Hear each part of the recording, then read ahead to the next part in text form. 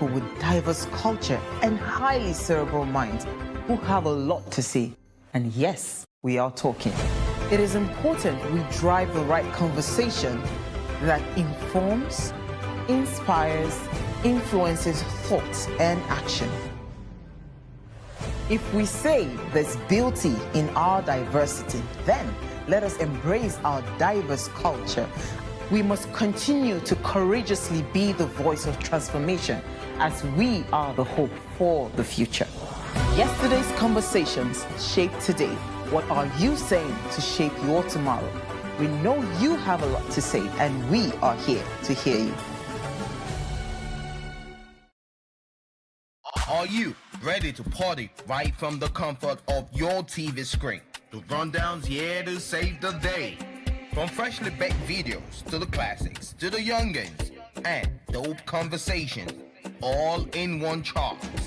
We got you covered. Just tune in to The Rundown every Friday, 10:30 p.m. West African time. The Rundown. Let's turn it up.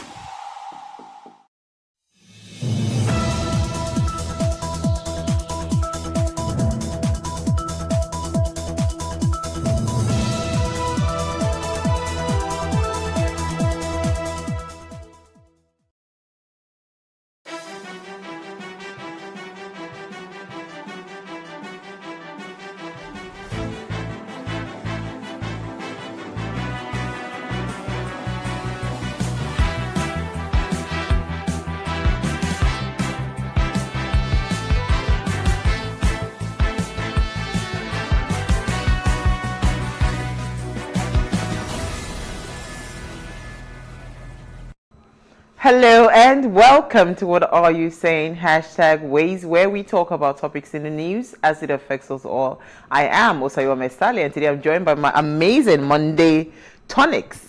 We call them the corporate ladies. Manny and Elsie Godwin. How are you ladies doing? Fine, thank you.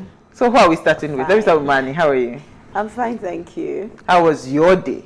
My day has been very, very hectic. Yeah, it's been back-to-back meetings, like no breather today. But I've been fine. It's what I like. All right. It's what we pray for. Absolutely. And that's Yes, what I so always it's been say. good. Like, yeah, as long as you love what you're doing. Yes, I love what I You'll be do. fine. Like I can't do. I would not do any other thing. I love what I do every day. Ah. Yeah, so I'm always excited to get up and move. But sometimes it can be very overwhelming. Of course. But yeah. So is it existing clients or getting new clients on a daily? How is it like for you? Existing clients. Wow. Yeah.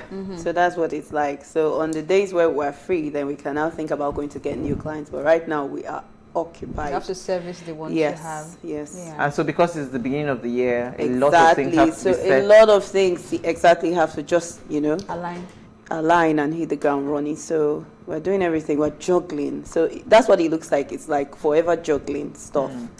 Yes. Absolutely. Nice. Elsie Godwin, how are you? I'm good. Kilodika, it's not, you can't go that free. No, I'm good. I'm good. So how you I will work? just pick words from what she has said. I always say it. I love what I do, so it makes me happy.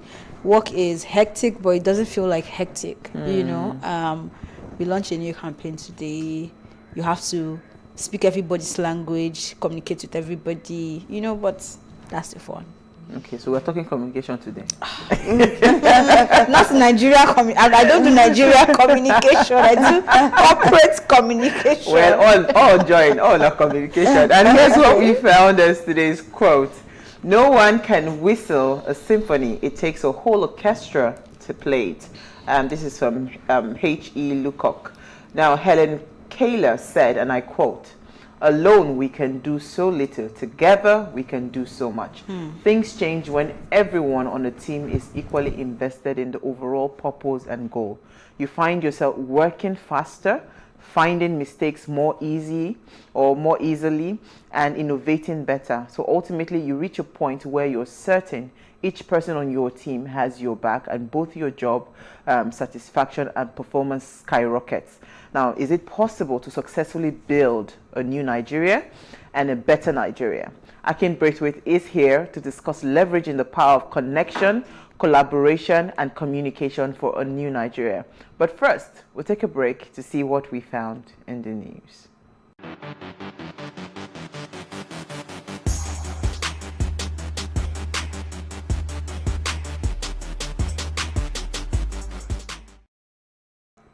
You're still watching Waste. Now, World Hindi Day is celebrated every year on January 10th. Vishwa Hindi Divas commemorates the anniversary of the first World Hindi Conference held in Nagpur on January 10, 1975. The conference was inaugurated by then Prime Minister Indira Gandhi in Nagpur. Hindi is considered to be the mother language of India. The word Hindi originated from the Persian word Hind, meaning the land of the Indus River. Apart from India, the language is also spoken in Nepal, Guyana, Trinidad and Tobago, Suriname, Fiji, and Mauritius. Therefore, to promote the Hindi language all around the world, International Hindi Day or World Hindi Day is celebrated every year. Do you know any form of Hindi? Do we have World Yoruba Day? Do we have World Yoruba Day, World Igbo Day? So that's the problem. And we have too many languages in Nigeria.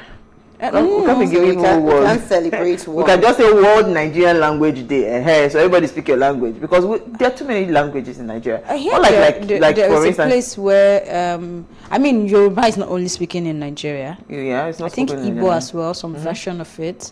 So I'm not talking about all the whole small pockets of. Even Hausa is also has a good spread. Yeah. You will be alright. When I went to Mauritius, though, I don't think it's one of their dominant languages, right? No. Well, maybe there are some settlers from India there. What Hindi Day to you? You are the one celebrating this day. I don't understand. Well, so we have to find a day. All right, so let me come to Mani. What did you find for us in the news today? Okay. Capital importation falls by 1.68 trillion, so says CBN. So it says that foreign investors appear to have boycotted the Nigerian market as capital importation has dropped from 4 billion in 1 year. That's the latest statistics have shown between January and September 2020. So what do you think about this? That's capital importation. I think that the capital importation is a very, very important element in reducing, the high rate of unemployment in Nigeria and poverty. So when they're telling us that there's a reduction or a decline in... so that's good for our economy? No, capital importation, it means the rate of at which people come into our country to do business. So they're not coming anymore. That's what they're saying. Yes. So it has declined, and there are a number of factors. No, don't even say it. So like last year, we saw in I think March of last year, we saw Twitter moving to Ghana. And the only reason Twitter will move to Ghana, or reasons are our normal problems that we experience in this country. Number one, policies. Yes, our dwindling policies, unstable government. Then we also have the insecurity issues. So that's a big one. If we have this whole kidnapping thing, on the increase, then people are going to be scared of coming here, So we call the government again. Anytime we talk about these things, we always say, okay, government, we're still calling you out, because they have to create an enabling environment for businesses to thrive here. So nobody's going to bring their money into our country if we have issues. So I was still thinking, I said, okay, maybe the government can also create a code of conduct, for multinational corporations.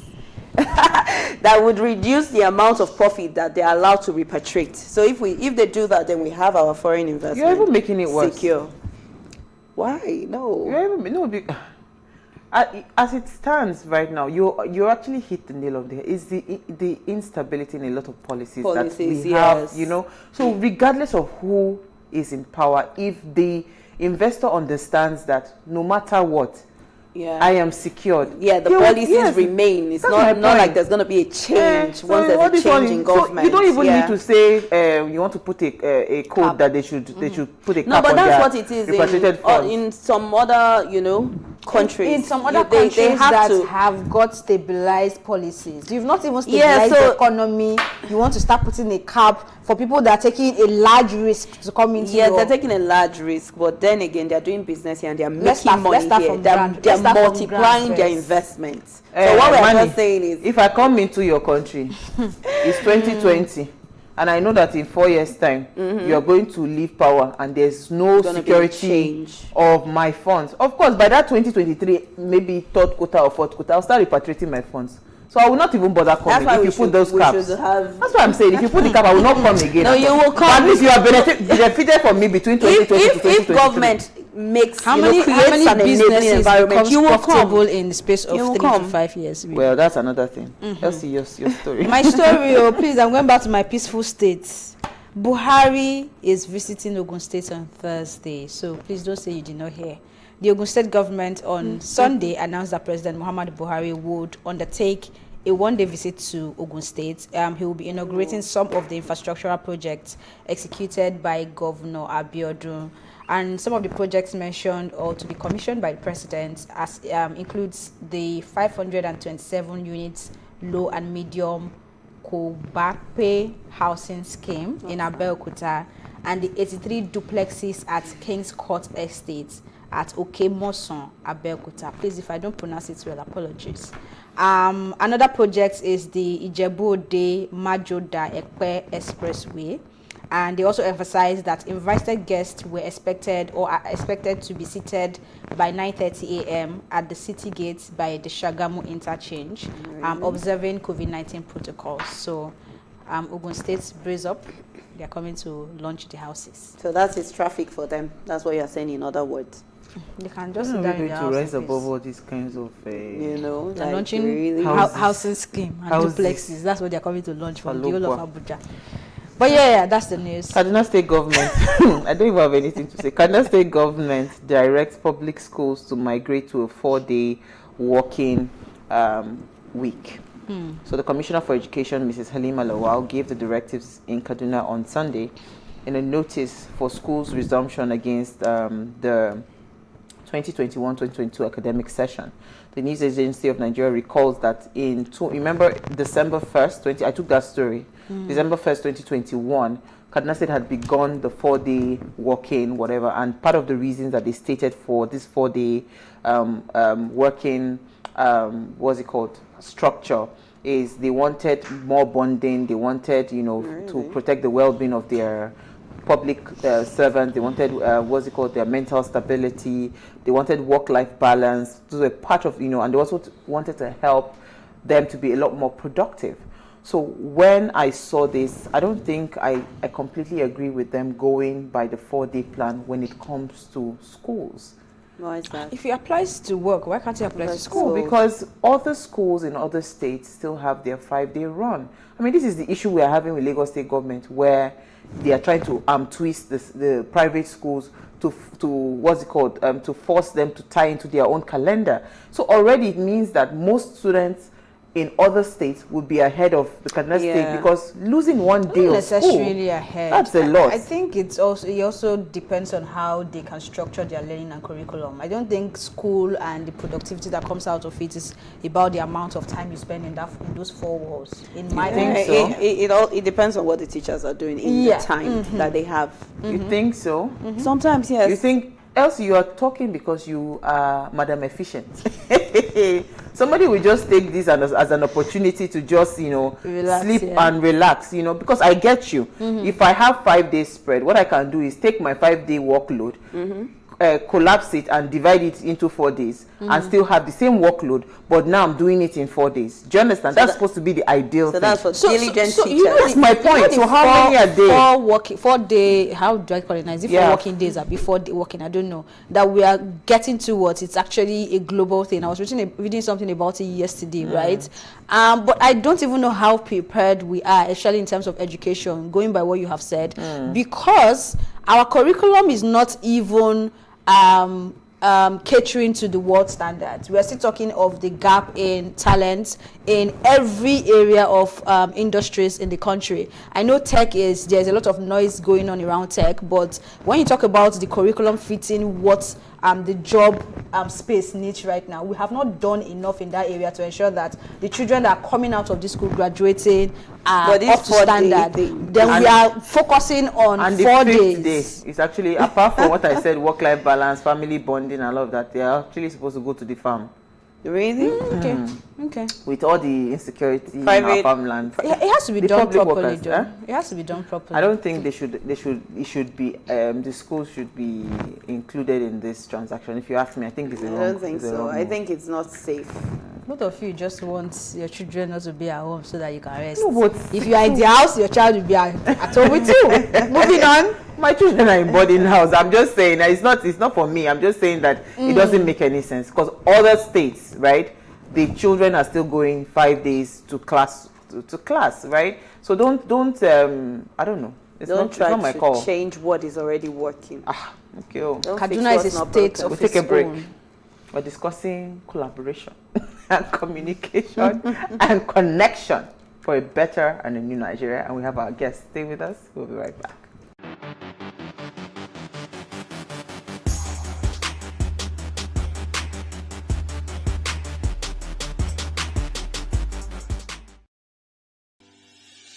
Increase the reach of your events or business services.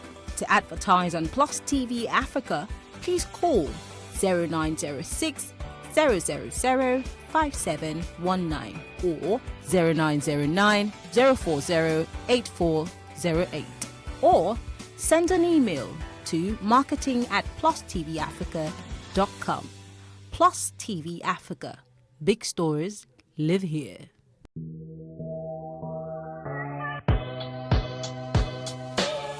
If it's all in trending in the entertainment industry, then we'll definitely be talking about it. We bring you the funny, controversial, and hottest topics making waves in the entertainment scene worldwide. We also interview all your favorite celebrities and keep you locked down with fun segments and live performances. Tea Time, showing every weekday at 10:30 a.m. to 11:30 a.m. and of course the repeat at 4:30 p.m. to 5:30 p.m.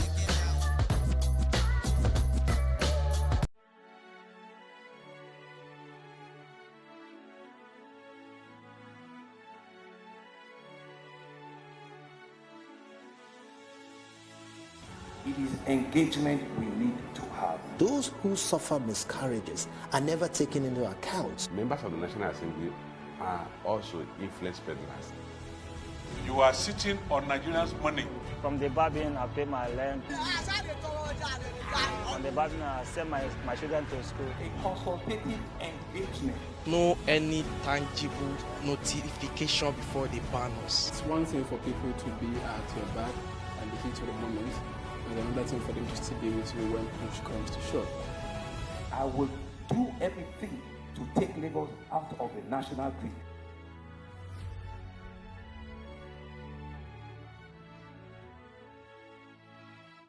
Are you ready to party right from the comfort of your TV screen? The rundown's here to save the day. From freshly baked videos to the classics to the youngins and dope conversations, all in one chart. We got you covered. Just tune in to the rundown every Friday, 10:30 p.m. West African time. The rundown. Let's turn it up. I've come to realize that I think young people, we need to start fortifying ourselves internally. All right. Like with the NSAS, same mistake. With Dawn College, same mistake. And I'll tell you what the mistake is. It's very simple. You cannot hold a government accountable when you don't understand how governance works. Second, you cannot hold a government that does not understand its job as government accountable when they don't understand what they are doing. That's second.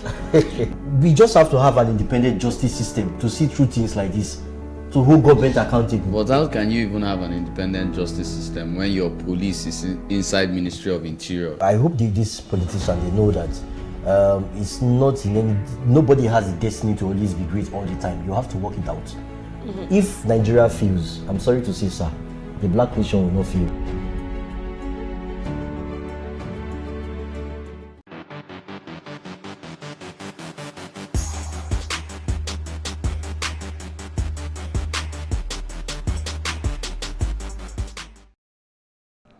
Thanks for staying with us. Now, you could cultivate all the knowledge, skills, and values you need to make an exceptional impact on the world. But unless you get out and interact with other people, and you will never realize your full potential. In our rapidly changing and challenging environment, we all need to be able to collaborate more effectively to adapt, learn, and maintain productivity. But collaboration doesn't just happen because we need it. It requires effective communication and connecting to a common goal. We've seen over time that countries that have the best economic growth are those that have good governance, and good governance comes from freedom of communication and people working hand in hand for the love of country. So how can we leverage the power of collaboration, communication, connection to build a new Nigeria?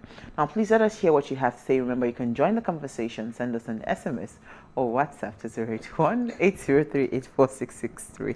Why am I already smiling? Because some people say they will not answer me today, but I will still hear your views. Let me hear your thoughts. But so when I was trying to understudy this conversation, something came to my mind. I do not even think there's any end in sight or any hope for a new Nigeria. Why? Because, first of all, if you say that collaborations, connections, and communication, everything, the reason the collaboration would work is because there's a common goal. What is the common goal for today that we know that this is what we're pushing for the new Nigeria? What's that common, the Nigerian dream or whatever it is that we have? We don't have it. So is it possible that... I think the common goal right now, first is things to push those people out? No, well, to stabilize our economy first. I think that's your common goal. Some people don't want the economy stable. I hope you know that. No, those are just a few of us. Just a few, believe me, just a few of us. But when you talk to the average Nigerian, they just want our economy to be stable. You understand? So people keep talking about what happened, the prices of things in the 80s, in the 70s. So it's like, okay, if you can't give us better, let's go back there. Yeah. So you think so? Do you agree with her? Yeah. Ask me a question. No, don't be putting me on the spot. Of course, so they might not be able to use the word better economy, but the kind of responses they will give you all ties back to the common man, having a good economy. Yes. So, yeah. Do you have a question for me? I don't have a question. Are you sure? Are you sure? I don't have a question for you. Let me bring it out again. I had the answer for you, but it's okay. If you had the answer, please say the answer. Since you cannot say the question, let's continue. Let's see. But in terms of communication and getting Nigeria right, this is not even about people we have in government now. This is also for those who would come in. I mean, we are getting ready for elections. Let's not deceive ourselves that there's anything really happening until 2023. You know how in corporate organizations, the C-suite members and all that, they undergo something we call media training. And this is just because when they have to face the media or talk to the people that are supposed to be consumers of the product, there are words that they should be able to use. There are words they should understand that they cannot use. The communication has to be clear. It has to be able to put the company and the organization... The right motivation out there. And thank you. And they go through this trainings. I just really hope that our leaders can begin to understand that first and foremost they are there to serve us, and that because you are serving these people and therefore our common good, there are things you shouldn't say. There are ways you should carry yourself. There are conversations that you shouldn't just be reacting to but leading. It still takes me back to what our president said when he was asked what comes to mind for 2023 election. I mean, I have been laughing, but trust me, behind that laughter, it's mind-boggling that I've not heard any sitting president ever say that. How can you say a succession Even if you want to pretend, maybe you are tired, maybe you have seen a lot. The problem was the question that was asked. You're asking somebody about what's coming next when the person doesn't know what's happening now. You have made it worse. Akim Braithwaite is an expert in growing corporate revenue through creating and leading high-performance customer service teams. He has an extensive experience in the strategic implementation of customer relationship management environment framework and systems. He is an innovative, transformational leader with a vast contact center management experience in rapid growth market. He wears many hats, and one of which is a politician. I didn't know. I apologize. And he joined us live in studio. Thank you so much. This is not how we do. Should have told us. Wait, let me bring in our guest. Sir, welcome, sir. Thank you very much. Okay, sir. But thank you so much for joining us. I mean, this conversation is not new, and the reason I think you are a perfect match for the conversation, and I'll tell you why, is because if we understand how success works, in a small circle, there are principles to success, and if you can get it right at that small scale, you can just upscale it to a larger place. Communication remains one of the biggest problems that we have in governance in Nigeria. It's a big problem. What else he said, sometimes some of our leaders carelessly say things, right? I don't even think that they think through those things before they say it. And there's so much power when we come together as a people.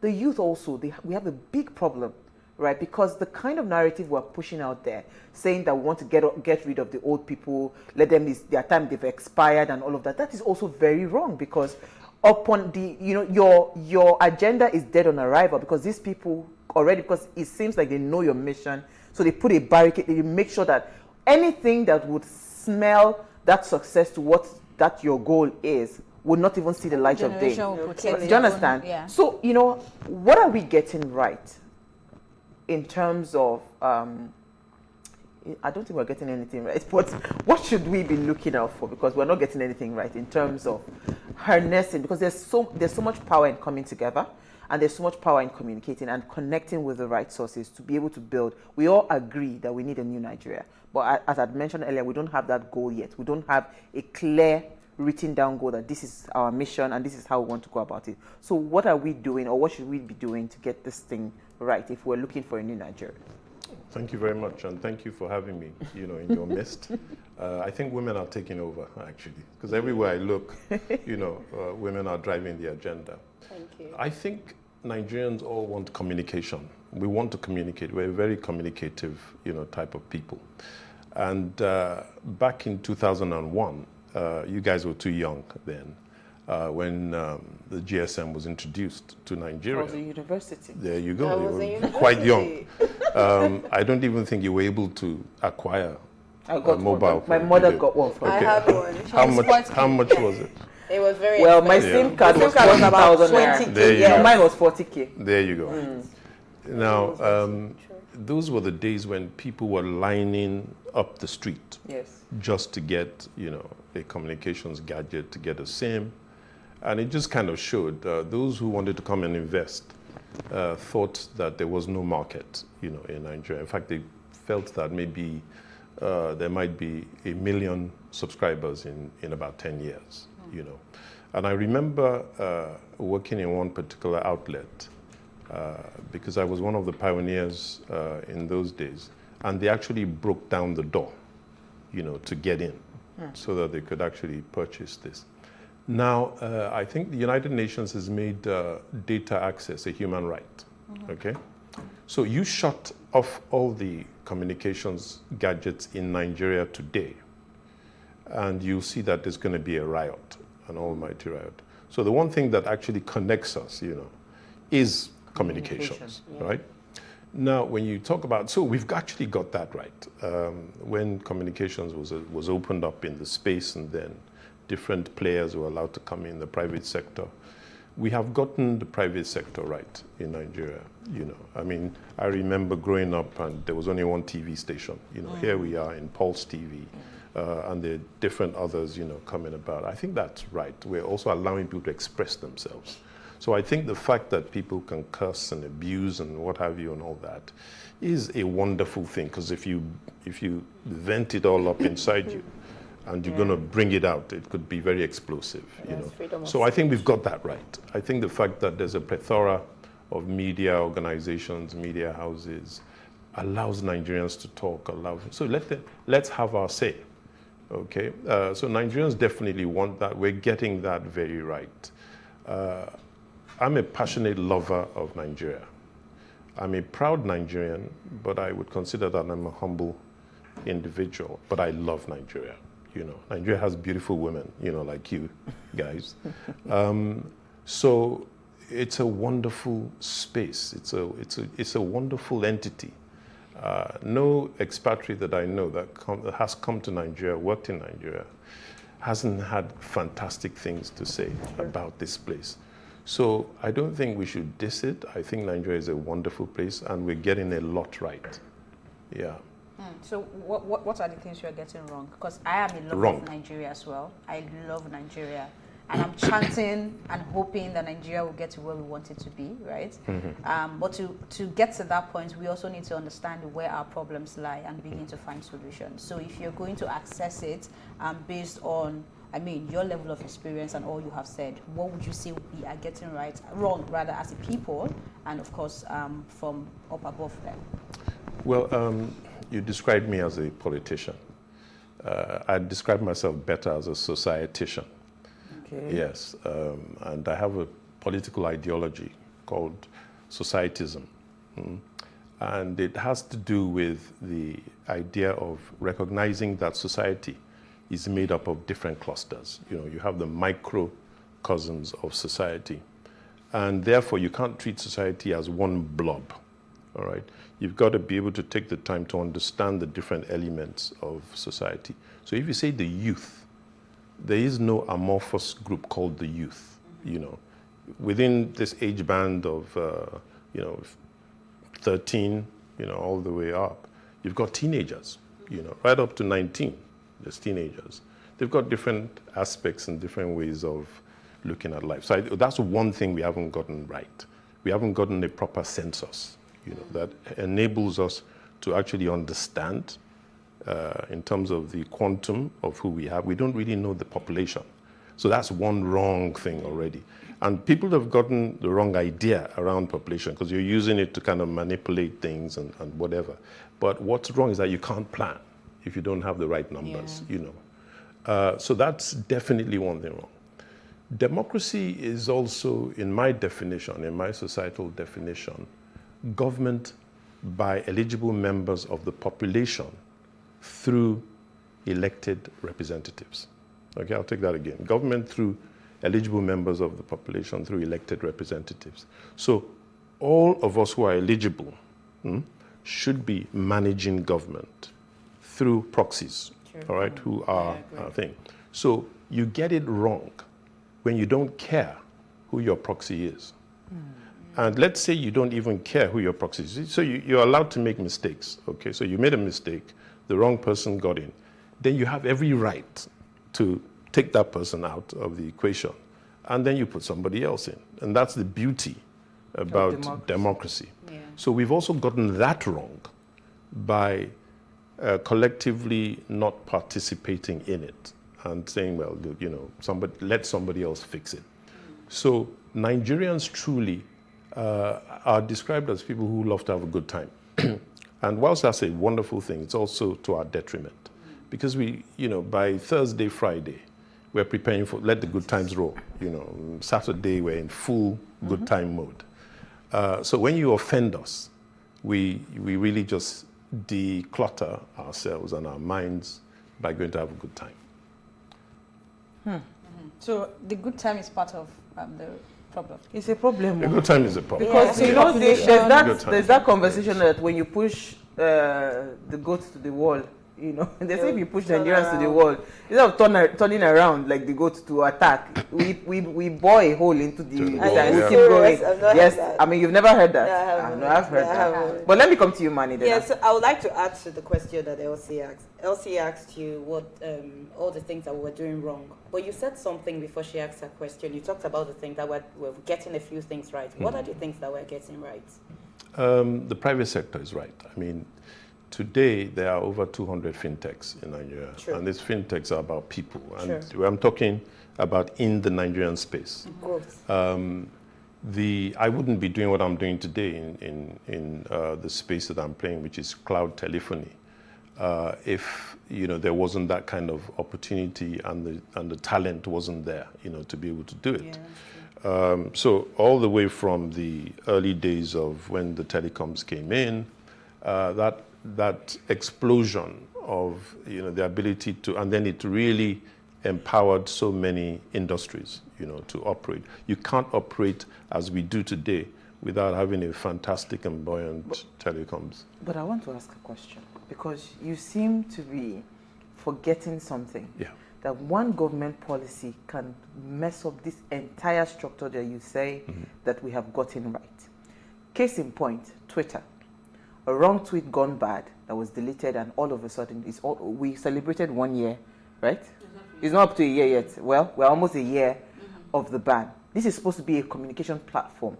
If a government does not understand the freedom to communicate, the freedom to express, so how are you saying that we're getting it right? Because yes, private sector is doing well, praise the Lord. But something can happen tomorrow, and the person in charge of the affairs of the country can just say, you know what, I don't like this, I don't like this, I don't like this person. Pull them down. And this is what we see, and that's why we don't even have companies we don't have sustainability in this part of the country. So how are we getting it right? Because anything can go wrong. You're absolutely right. And that's something you've gotten right by hitting it on the head. And why I'm involved now in being a societist is that I want us to take preventive measures. And the preventive measures is this. We've seen what calamity looks like, right? We don't want calamity anymore. So what we need to do now is to get the right people, the right proxies, in place to do what they need to do. Now, my dream of Nigeria, my most basic dream for this country is that we must have 24/7 electricity. I think that in the year 2022, if we don't have 24/7 electricity to talk about, we're in serious mess, So we have to, and there's no reason why we can't have things. I've stayed in Ghana for several months, not one blink. I went to Zimbabwe. But they say Ghana is a small country. Our leaders, we have an excuse for everything. Oh, yeah. Yes. So I went to Zimbabwe, not a blink, I spent a week there. I went to Rwanda. Same thing. So ultimately, at the end of the day, it's telling me that who we put in charge of whatever isn't doing what they should be doing. We're getting that wrong. We're massively getting our leadership wrong. Now, the sad thing about the leadership aspect and story, is that if we had incompetent people that we put in leadership, you could excuse them, all right? You could say, they don't know what they're doing. But you've got very, very sharp people in these positions. Really? Yeah. Yes. Well-educated and all that. So that is the tragedy. And so what it then means to me is that when you're hiring someone for your company, and you're looking at their credentials and whatever, and you bring them in, you're hiring them because of what you know about them, right? They've got a first-class degree and all that kind of, you bring them in. Then it turns out that they don't care. So they're not pulling their weight, they're not doing whatever. That's the situation that we're in, And a lot of these people, what is even sadder, is that a lot of people who are in government, who are in leadership, are young people like you. So that makes it even worse, because what sustains government, why government hasn't collapsed and capitulated and say, we don't have it, is because they've got people who are running and pulling the levers, and they're young. Tell me any MDA that you want to point out, you'll find young, capable hands there. But they've either given up on the country as a whole, and then it's now, I'm doing it for me. It's not about for the country. So let's take a break. Let's take a break, because that word you said, for the love of country or for the country, is, I think, the big issue that we have. But we'll be right back. Stay with us.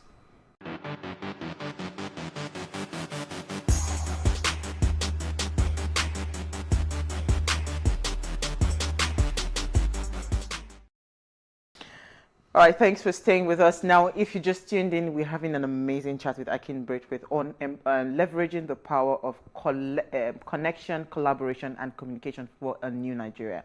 Please let us hear what you have to say. Remember, you can join the conversation. Send us an SMS or WhatsApp to 081-803-84663.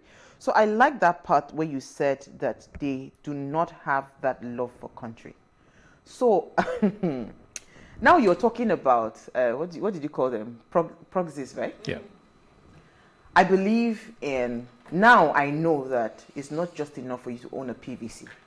You must have that power to be able to decide who even goes to the polling unit in the first place. So that's why we are getting more and more people to go and be part of political parties where they can be decision makers, right? That collaboration, how do you see it playing out in probably 2023? Then Elsie, I think you have a question. What do you think, if we get it right, how do you think that will play out in terms of final selections for our leaders? Okay, so it starts with the desire. It's your desire to want certain things. Yeah. That my desire is I want to see 24/7 electricity, and I know it's possible. Okay, and at the end of the day, what is it going to take? It's going to take some radical ideas and some radical people who want to get it done. There's no reason why local governments should not have alternative energy working. We don't have to start waiting for a whole national grid, you know, and all the years it's going to take. So I want to see electricity. I want to see potable water running out of a tap, because in 2022, I feel embarrassed. Much as I love Nigeria, there's certain things that embarrass me about Nigeria. And if it didn't have the competence, capability, and whatever, you could, okay, say, yeah, that's fine. But it's got people who can do this stuff, all right? But they're just not allowed to do it. So what people like us have to do is that we have to collaborate to then make sure that we get those people. We want to decide who becomes the ambassador to London, okay, to the UK. Right? We want to decide who's the ambassador to the US. That's a decision for us. We just don't want to watch them. We've allowed the proxy to decide that, all right? So now we're saying, okay, you know what, you've had your turn, all right? You've had your 20 years, and, you know, 20 years ago I was here. Now I'm kind of like there. Now I'm gray, you know? So, hey, you know what? I'm not going to wait till I'm starting to use a walking stick to then start to see some things come into play.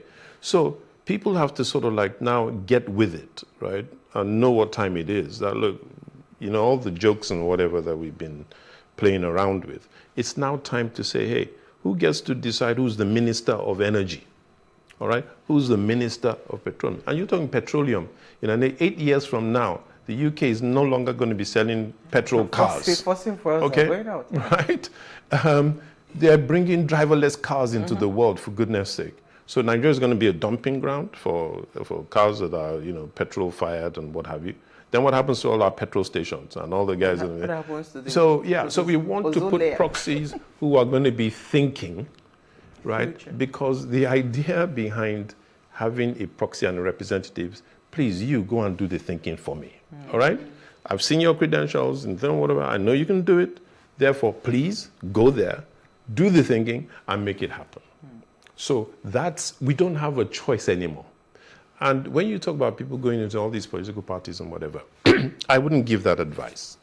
Because then if you're saying just go to any of these parties, then you're in effect saying let the status quo remain. And I've heard people say to me, well, look, you know, we'll just get a lot of people going in there. They'll change it from within and all that kind of stuff. And I say, well, okay, yes, they will change it from within if you've got 20 years, all right? Put a lot of people in, and through the system, yes, they can change the system. But guess what? We've thrown away the time that we had. We don't have that luxury. Now you've got to get radical players and a radical aligned behind a party that you know is radical and is going to get the thing done, because it has to. These guys have gotten so big in the stomach, all right? They're fed fat. There is no incentive for them to change their ways because they've been doing it for 20 years.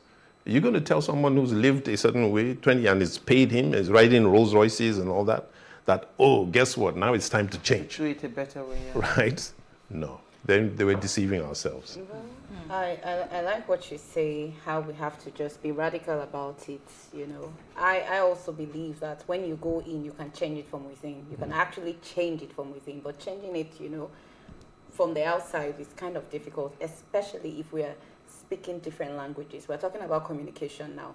So how do we do these things? How do we come together and work together if we're speaking different languages? If in 2022, we are still tribalistic, we're still talking about a leader coming from the north or from the south or from the east or from the west. We're not looking about who is capable of doing something. We're still talking about tribe. How do we change? Are we communicating? Okay. You know what? You see, when somebody says, when they're using, it's about who is shouting loudest. If you have two parties who you consider to be, the parties, and they're saying, we're going to zone it here, and we're going to zone it there, and then Nigerians are putting their hands on their heads, yay, they've zoned it, they're not playing thing. Do you have to vote for the parties? No, you don't. They can do whatever they want to do, all right? It's a free world, it's democracy. People can make a decision. They can say, hey, we want to have the big Z. That for us is our X factor, Let them do what on earth they want to do. Nigerians make it sound as if whatever these guys decide is what is going to bind the whole of us country. What do we do? So let's wake up. Please, let's wake up. My body is itching. I mean, I have a question, but let me not get into this zoning thing because it's a complicated conversation. But I'm taking us back a bit to the private sector, and it's one of the areas that you said we have gotten right there. And you mentioned fintech, and I can tell you that some of these fintechs have been burned, right, from this government and policies and all that. And the reason they are surviving is what I think both of you have mentioned it as one of our weak points as well, the fact that you push us to the wall and we are hitting hard and we're still going deeper and finding ways. That is one of the reasons that these people are surviving, because even when these policies are not favorable, they find ways around it to continue thriving, right? And then if you then take it back to what you said regarding the people we have in government, right? The person who came to mind is the Minister for Housing and Fashola. Before he got into that, there is this video that went viral one time when he was talking about electricity, and he said it's not going to take him up to a year or something to sort it out. And now he's there, right? The English taken out though. He was there at for some point. And I think the taking out even happened after that video came back out, and I don't know the conversation they had. But we cannot say that man is not competent, right? And you used a phrase, which I wrote down, where you said, not allowed to do the job. Do you want to talk about those things that are not allowing them to do the job? And how do we get to the point where we know that if someone who is competent gets into that seat, because this is no longer a case of they are not competent. Like you said, I think we have a lot of competent people in certain positions. Let's forget about but we have a lot of them, right? How can they begin to do their job and we're not having conversations by the size or by the corner where we're talking about, there is a cabal, there is a godfather, there's a this that is making these good jobs not to come through? Because like you said, electricity, power, back to the private sector. If they tell you how much they spend daily to run that business that we're even saying is successful, then I don't know if successful would be part of the conversation, right? So how can we get to the point of, even the good ones that are there, how can they do their job? Great question. I think you have a political program, right? And you have got to start unpacking what governance really, means. What are the components of governance? So governance is not just who is the minister. You have the MDAs, you have the ministry, you have the agencies, you have all those departments. Then you have the people downline who are now the executives of all of those people. So you could, in one fell swoop, be talking about 3,000 persons, okay, who make it all happen. Now, ultimately, at the end of the day, that is why I say that, you see, the change can't be through the ones that have not been able to do it over 20 years. Because what happens is this, is that when they get elected, you have the 36 ministers, and then you have the odd 36 who are the juniors, ministers and state and whatever. They're chosen by the people that we've given the proxy, okay? So we elect, then they now go ahead and they do what they want. So they appoint, okay? So we have given them the control to do that. That is why, so the Minister of Energy or whatever sits there, he backs out the thing, but the guy who is his junior and whatever isn't going to carry out that whatever because he's been chosen by some other group who already have their own interest and whatever. So we're caught in this trap So the way that we need to get ourselves out of the trap is that you have to take the dirty water out, okay, and bring clean water in and take a whole different bath, all right? And you can only do that by having a new political platform, all right, an alternative political platform that is going to bring in the Calvary, right? Because, and the Calvary is the presidential and thing there that, including the legislative houses. It's a new mindset. So I like the fact that you're talking about that new mindset, new political party. You know, I think the reason Nigerians are stuck between two parties, right, over the years, or they've been stuck within two parties over the years, is they feel like it's a waste of my time, you know, to go and vote that third party. Because first of all, they do not have the strength. They cannot match these political parties in terms of structure. They can't match these political parties. Financially, they cannot match these political parties. So it's almost a waste of my time to take my vote to go and give it to an unknown party. Sure. I think that's what the majority of Nigerians would always do all the time. So how are these other parties, how are they communicating this vision? So it is beyond that, so people see the end goal. Because you see, there's a big communication gap, even amongst these people that say they want to form a third leg that is as strong, because it cannot be an alternative. It has to match it, power for power, structure for structure, strength for money for money. That's the only way we can actually push it. So how are you smiling? how do we do that? Okay, so in strategy, you look at your strength and you look at your weaknesses. But in particular, the other guy has weaknesses too. Sure. Okay, there's nothing that stands that doesn't have its weak spots. So that's what the game is about. You look at the weak area of this particular opponent. Existing structures, yes. Yeah, and then you go for their weak juggler. Now, money in Nigerian politics is actually an overrated thing. Really? Yeah, because the money has been derailed by corruption. Money that they're trying to spread has been derailed by corruption within those parties. Because the guy who's given the 100 million to now go and spread it around says, you know, hey, I'm not a mumu. I didn't sign any sort of certificate of value. So the guy says, all right, 100, I'll spread 10. And I keep 90. At the end of the day, okay? Money is not so working. the money ain't getting to where it was designed to get to. And there's no way they can guarantee it, all right? If you're sending her, you know, she looks very, very dodgy to me.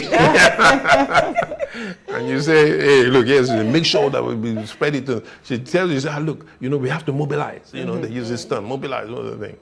And when I started getting involved, I started understanding, you know, what these guys and their language. So I said, mobilize what, you know?